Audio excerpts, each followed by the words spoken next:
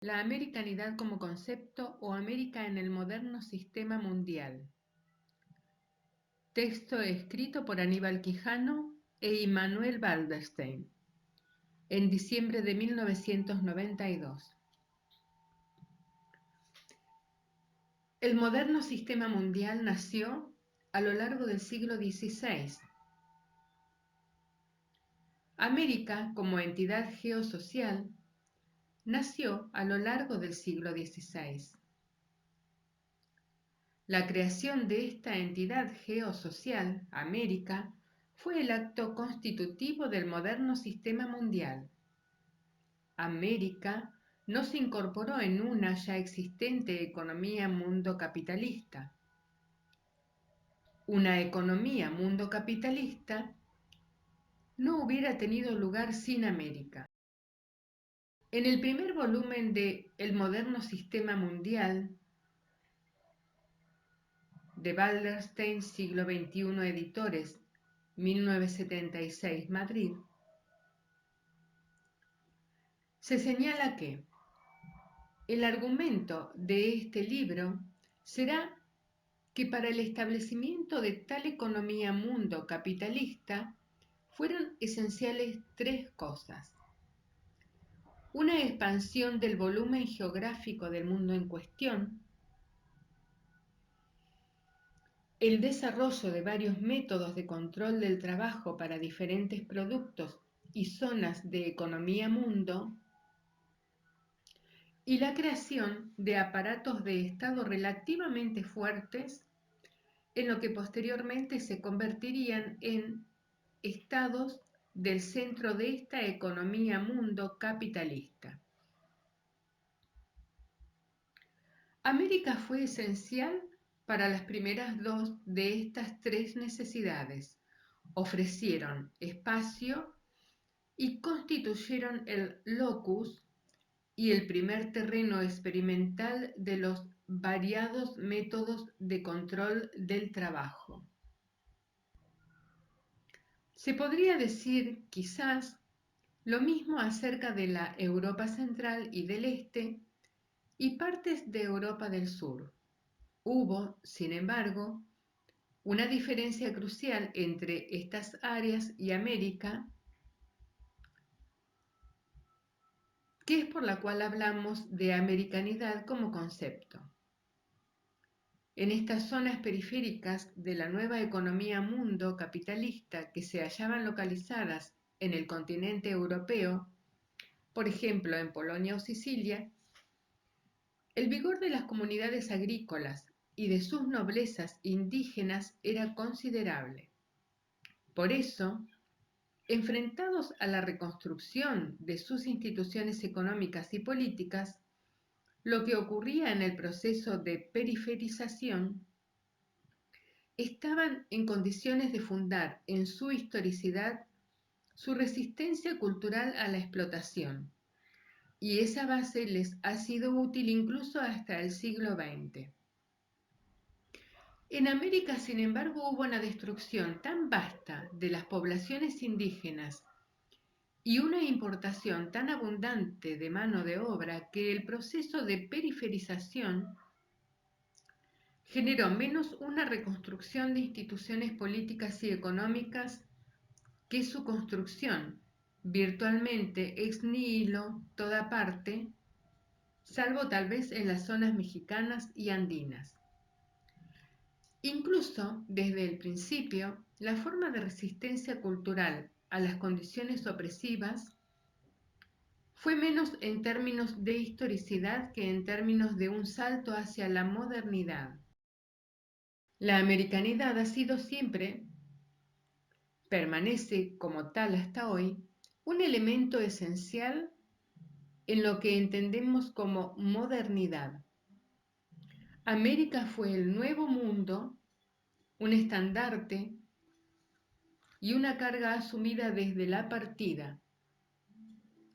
Pero a medida que pasaban los siglos, el nuevo mundo se convirtió en el patrón, en el modelo del entero sistema mundial. ¿En qué consistía esta novedad? Las novedades fueron 4, una pegada a la otra: colonialidad, etnicidad, racismo y el concepto de la novedad misma. La colonialidad se inició con la creación de un conjunto de estados reunidos en un sistema interestatal de niveles jerárquicos. Los situados en la parte más baja eran formalmente las colonias, pero eso era solo una de sus dimensiones, ya que incluso una vez acabado el estatus formal de colonia, la colonialidad no terminó. Ha persistido en las jerarquías sociales y culturales entre lo europeo y lo no europeo. Es importante entender que todos los estados de este sistema interestatal eran creaciones novedosas, desde aquellos situados en la cúspide hasta aquellos situados en la parte más baja. Las fronteras de estos estados han cambiado constantemente a lo largo de los siglos, a veces en mayor medida, casi siempre en menor medida. A veces las fronteras mostraban algún tipo de continuidad histórica con los sistemas políticos premodernos, pero por lo general no lo hacían. En América, todas las fronteras eran nuevas, y durante los 3 primeros siglos del moderno sistema mundial, todos los estados de América fueron colonias formales, subordinadas políticamente a un puñado de estados europeos. La jerarquía de la colonialidad se manifestaba en todos los dominios: político, económico y no menos en lo cultural. La jerarquía se reprodujo a través de los años, aunque siempre fue posible para algunos estados escalar de rango en la jerarquía. Pero un cambio en el orden jerárquico no alteraba la continua existencia de lo jerárquico. América se convertiría también en el primer campo experimental para que algunos, nunca sino unos pocos, pudieran alterar su lugar en el ranking. La instancia ejemplar fue la bifurcación de los caminos de Norteamérica y de América Latina desde el siglo XVIII. La colonialidad fue un elemento esencial en la integración del sistema interestatal, creando no solo un escalafón, sino conjuntos de reglas para la interacción de los estados entre ellos mismos.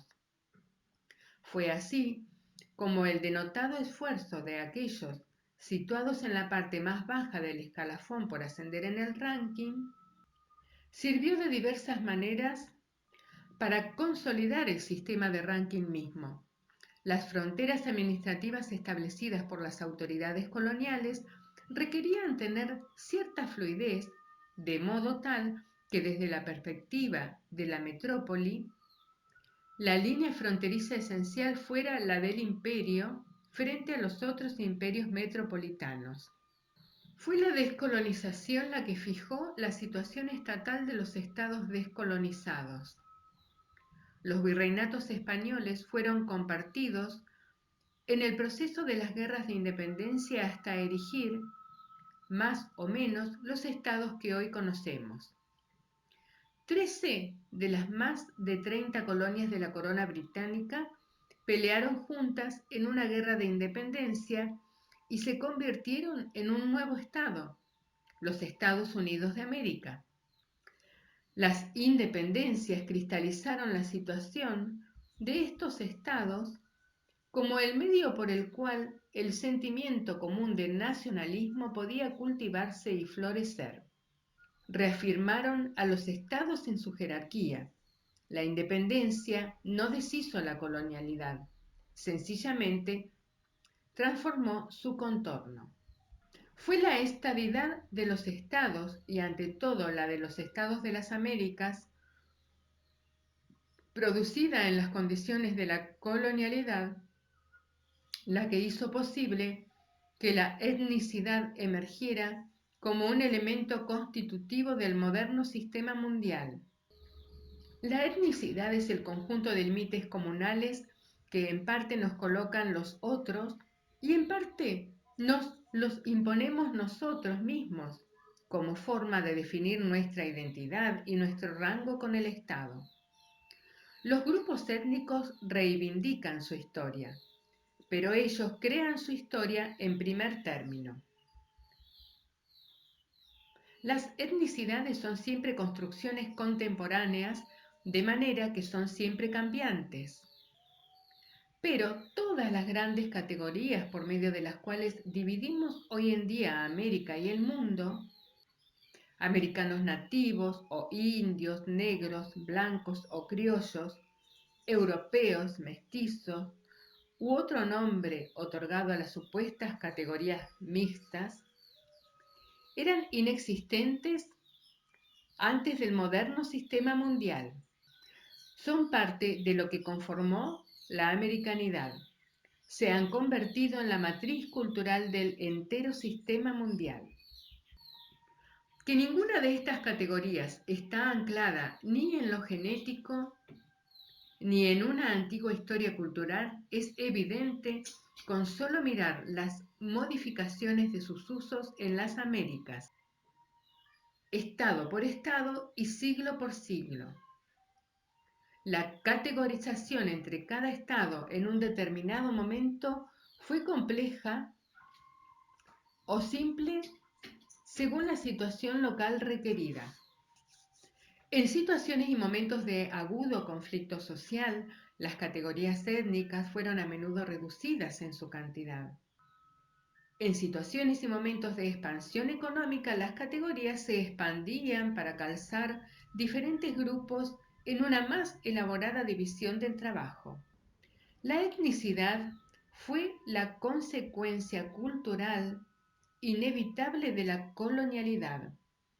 Delineó las fronteras sociales correspondientes a la división del trabajo y justificó las múltiples formas de control del trabajo inventadas como parte de la americanidad. Esclavitud para los negros africanos, diversas formas de trabajo forzado, repartimiento, mita, peonaje para los indígenas americanos, enganches para la clase trabajadora europea. Desde luego, estas fueron las formas iniciales de distribución étnica para participar en la jerarquía laboral. A medida que avanzamos hacia el periodo post-independencia, las formas de control del trabajo y los nombres de las categorías étnicas fueron puestas al día, pero siempre se mantuvo una jerarquía étnica. La etnicidad sirvió no solo como una categorización impuesta desde arriba, sino como una reforzada desde abajo. Las familias socializaron a sus hijos en las formas culturales asociadas con las identidades étnicas. Esto fue un calmante político. Aprender cómo adaptarse y así sostenerse, pero a la vez radicalizante. Aprender la naturaleza y el origen de las opresiones. La insurrección política asumió una coloración étnica en las múltiples revueltas de esclavos africanos y de indígenas americanos.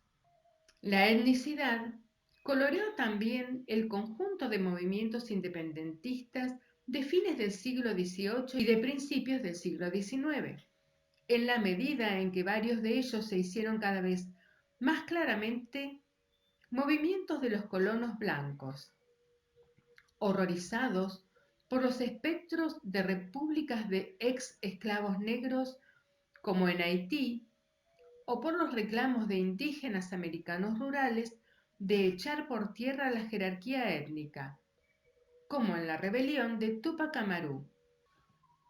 En consecuencia, la etnicidad no bastó para mantener las nuevas estructuras.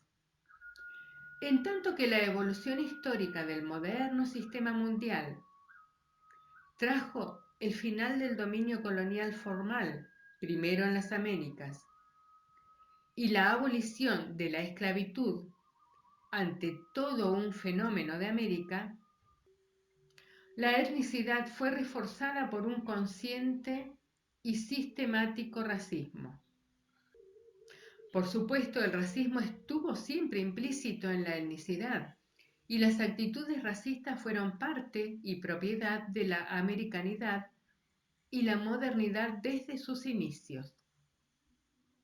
Pero el racismo hecho y derecho, teorizado y explícito, fue en gran medida una creación del siglo XIX, como una manera de apuntalar culturalmente una jerarquía económica cuyas garantías políticas se estaban debilitando en la era de la soberanía popular después de 1789.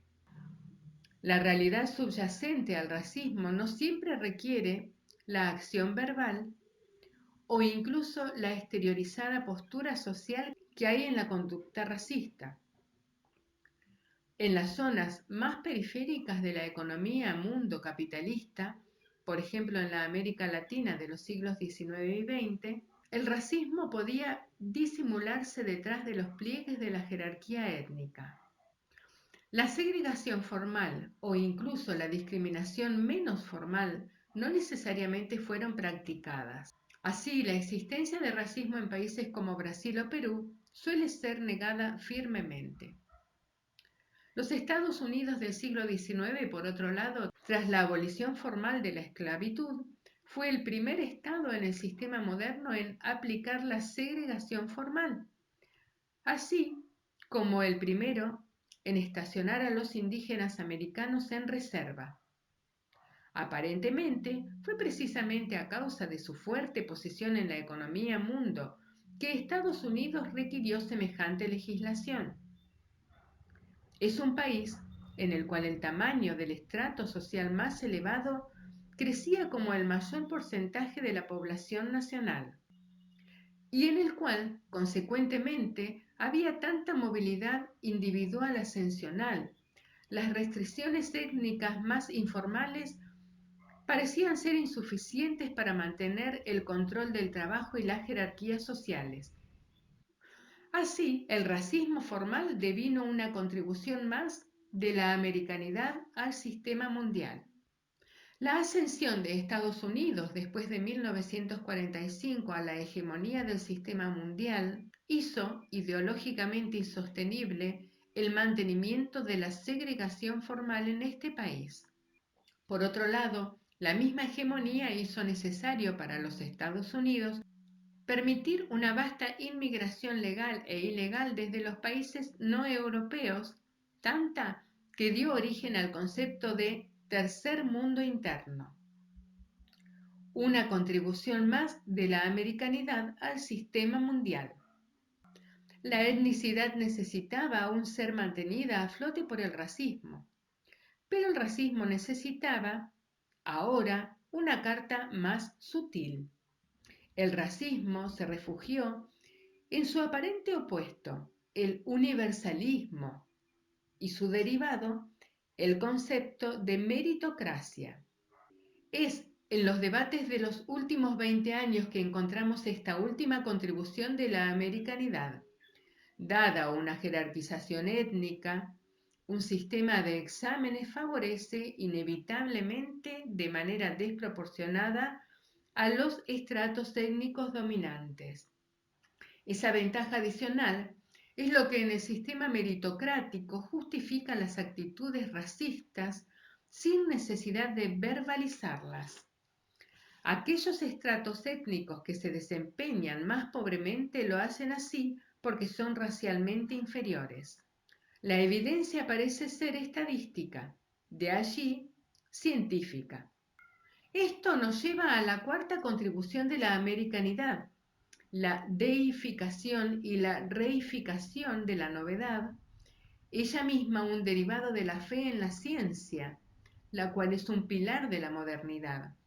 El nuevo mundo era nuevo, esto es, no viejo, no atado a la tradición feudal del pasado, al privilegio, a las maneras anticuadas de hacer las cosas. Cualquier cosa que fuera nueva y más moderna era mejor. Más aún, todo era presentado siempre como nuevo. Puesto que el valor de la profundidad histórica fue moralmente denigrado, su uso como herramienta analítica fue igualmente desechado. Fueron las independencias de América las que representaron la realización política de esa novedad que se reputaba de mejor. A partir de ahí, a medida que Norteamérica se separaba de Latinoamérica, su ventaja fue adscrita por mucha gente al hecho de que encarnaba mejor lo nuevo, de que era más moderna. La modernidad se convirtió en la justificación del éxito económico, pero también en su prueba. Se trataba de un argumento circular perfecto que desviaba la atención del desarrollo del subdesarrollo. El concepto de la novedad fue así la cuarta y quizás la más eficaz contribución de la americanidad al desarrollo y la estabilización de la economía mundo capitalista.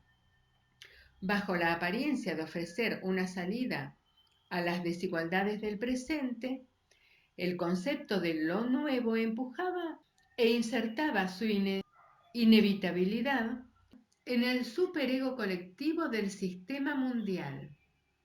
De este modo, la americanidad fue la erección de un gigantesco escudo ideológico al moderno sistema mundial. Estableció una serie de instituciones y maneras de ver el mundo que sostenían el sistema e inventó todo esto a partir del crisol americano.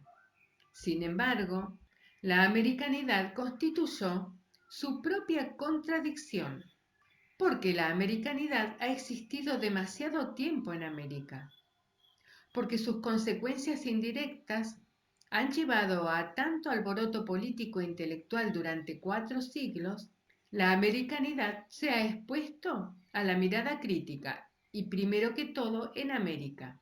No fue casualidad el hecho de que el análisis centro-periferia se propagara en la escena intelectual del mundo desde la CEPAL, Comisión Económica para América Latina.